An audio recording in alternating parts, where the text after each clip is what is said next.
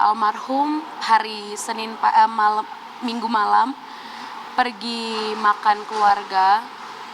Pada saat makan keluarga itu, oma kami, mama dari papa kami, masuk rumah sakit. Tiba-tiba anfal ibaratnya, dibawa ke rumah sakit.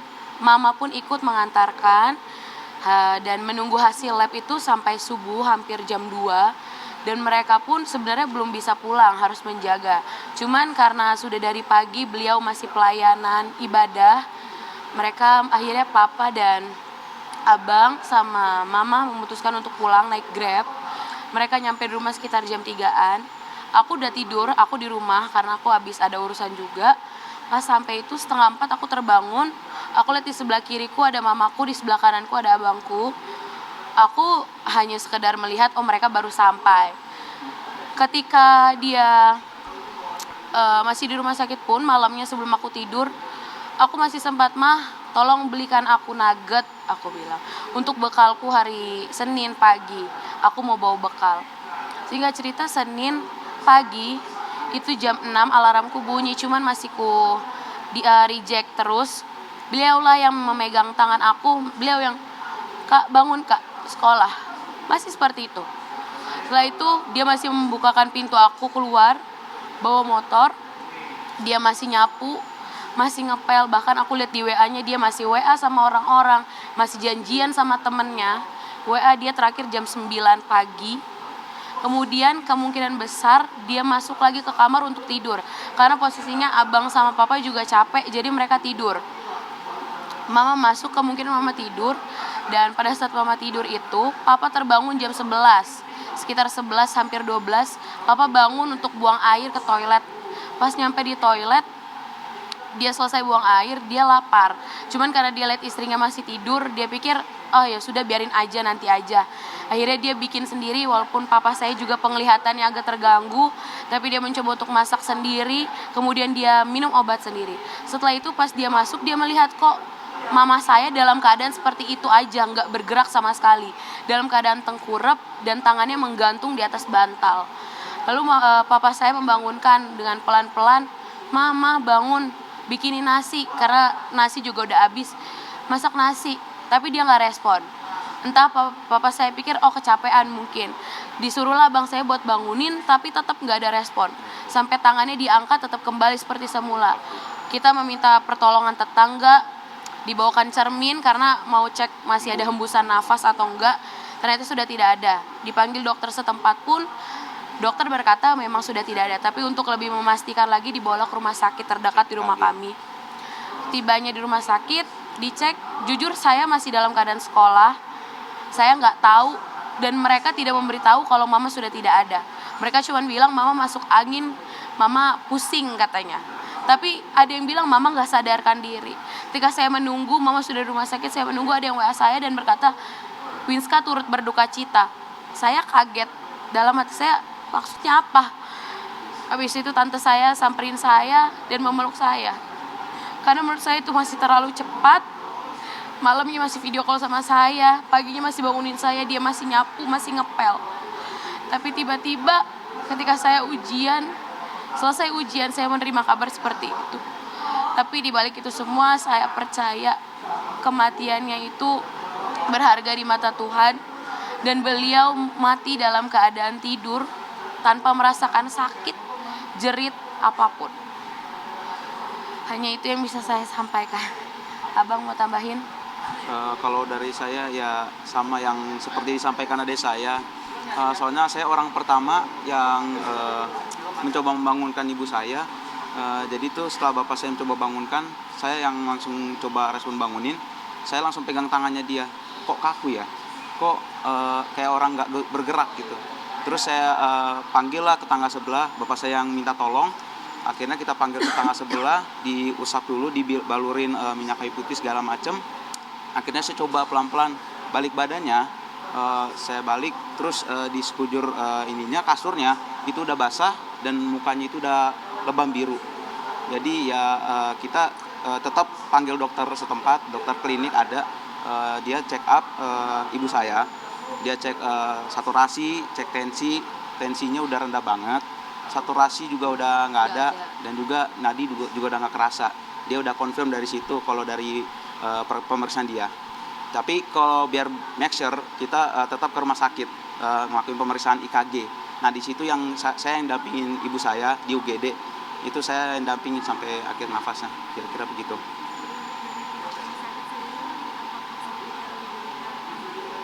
Tidak ada penyakit Tidak apapun, penyakit bawaan atau penyakit apapun. Indikasinya Dan kena serangan mendadak. serangan jantung mendadak. Kalau jantung pun beliau sekarang tidak sama sekali biru atau apapun. Iya. Kalau kami keluarga berpikir itu GERD, asam lambung, karena lambung. beliau memang punya Ada asam riwayat lambung asam yang lambung. akut. Beliau sering kayak sesak napas tiba-tiba, tapi beliau masih bisa kontrol atau beliau minta pertolongan. Ini tuh sama sekali tidak ada apa ya, dia nggak sama sekali menunjukkan meminta pertolongan gitu. Jadi ya bener-bener dia pergi saat dia tidur tanpa meminta, padahal papa saya itu persis di sebelah dia, dan papa saya itu pasti sangat peka kalau mama saya gelisah atau apa. Tapi ini bener-bener beliau tidur, jadi bisa diyakinkan beliau pergi saat tidur tanpa kesakitan apapun. Tanpa ada yang tahu. Ada pesan yang ditinggalkan untuk keluarga sebelum meninggal? Pesanan ditinggalkan untuk keluarga ya, diberi ketabahan, sabaran, kekuatan ya. Pastinya kita mencoba berusaha buat kuat, buat tegar. Kalau mama sih gak ada ninggalin kayak pertanda, kan kalau yang banyak ada nggak tinggalin tanda, sama sekali nggak ada. Beliau hari Minggu terakhir beliau masih pelayanan di Cengkareng, beliau menjadi pemimpin pujian sekaligus khotbah. Beliau menjemput saya di Kelapa Gading masih dengan cerianya memasuki tempat ibadah kami, masih menyapa semua orang dengan senyumannya. Gak pernah dia tuh jutek ataupun enggak, dia salamin. Tapi minggu kali ini memang berbeda karena hampir semua jemaat dia salamin. Biasanya cuman kayak dadah, ini bener semuanya disamperin, dipeluk,